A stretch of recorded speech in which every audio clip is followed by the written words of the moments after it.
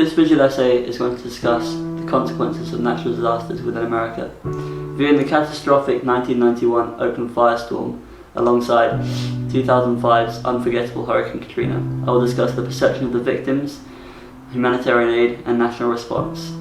Susanna Hoffman, a victim from the Oakland Firestorm, provides an anthropological disposition upon the symbolism of disaster.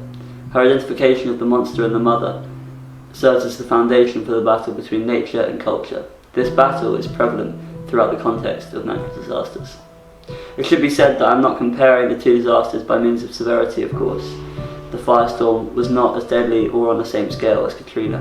It is, however, very clear that the response of the government, local authorities, insurance companies and other institutions were far kinder to the residents of the Oakland Hills than for anyone afflicted by Katrina. The Oakland Firestorm took place where the urban met the wild. The victims were primarily upper middle class and of European descent, but the communities were largely mixed and diverse. The firestorm killed 25 people, injured 150 others and left 6,000 people homeless. Comparatively, Hurricane Katrina left over 1,800 dead and over 400,000 homeless, some of whom still have not been rehomed to this day. Despite the socio-economic standing of most of the victims in the firestorm, most did not have adequate home insurance policies, and intense legal battles against the insurance companies took place. After a decade, around 3/4 of the communities have been rebuilt, with approximately half of the community survivors of the firestorm. A plethora of fire memorialization occurred in the wake of the disaster. Poetry, art exhibitions, memorials, books, columns, etc. all appeared in the years afterwards, cementing the memory of the storm within the collective consciousness of the community. Katrina is not quite memorialized in the same way as the firestorm.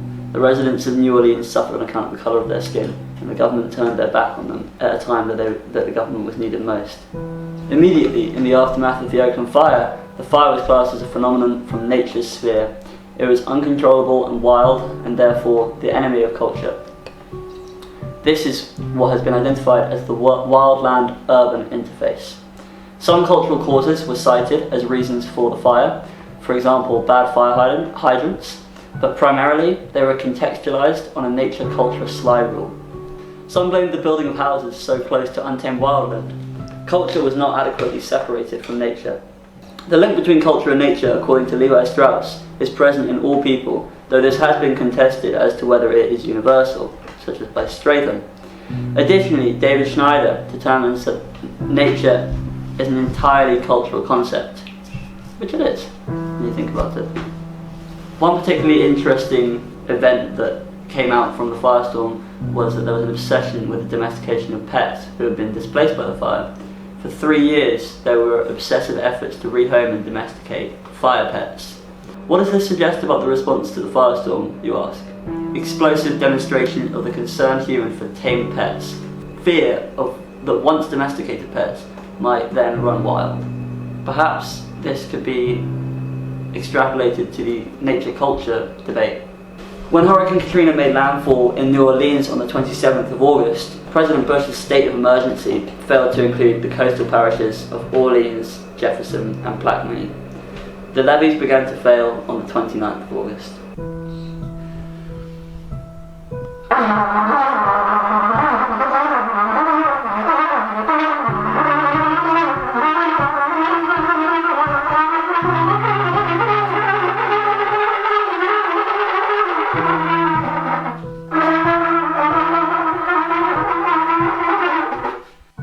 Prior to Katrina being declared a Category 5 storm, New Orleans Mayor Ray Nagin ordered a mandatory evacuation on the 28th and established a large last resort refuges, such as the Louisiana Superdome, for those who could not evacuate. While the hierarchy of power allowed for President Bush to turn his back upon the people of New Orleans when they needed him most, there are people like Ray Nagin who made attempts to relieve some of the pain and hardship for the victims of New Orleans, his city. As previously mentioned, Susanna Hoffman writes of the mythical monster. In this case, the monster is emblematic of the destruction carried forth by nature. I quote, "In literature, the monster presents an excuse for the persons or factions to impose rules and controls upon others. In environmental matters, the representation of a monstrous disaster justifies the same enterprise.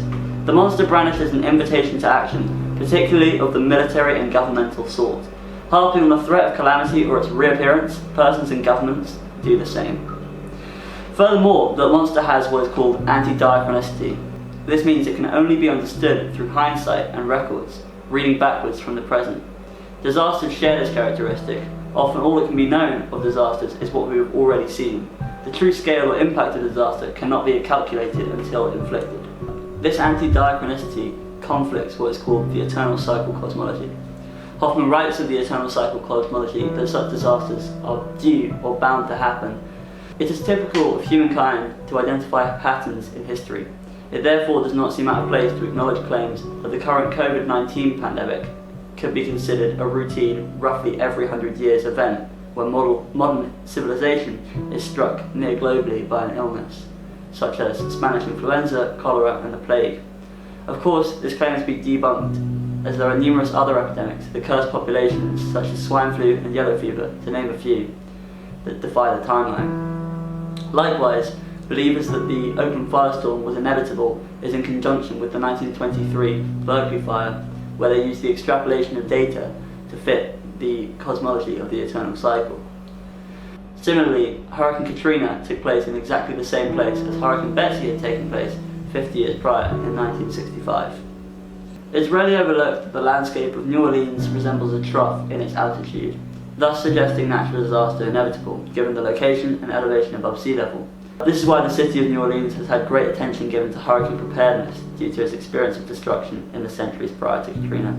Within such cyclical cosmologies, the religious precept of moral consequence can be seen where many believe that those living in Oakland's hills have been enjoying gluttonous lives which merited a disaster to occur. There is evidence of the Judeo-Christian idea that disasters occur as a consequence of moral malfeasance. The dichotomy between gods and humans is mediated by natural events, including disasters. Dismay in a crisis is essential.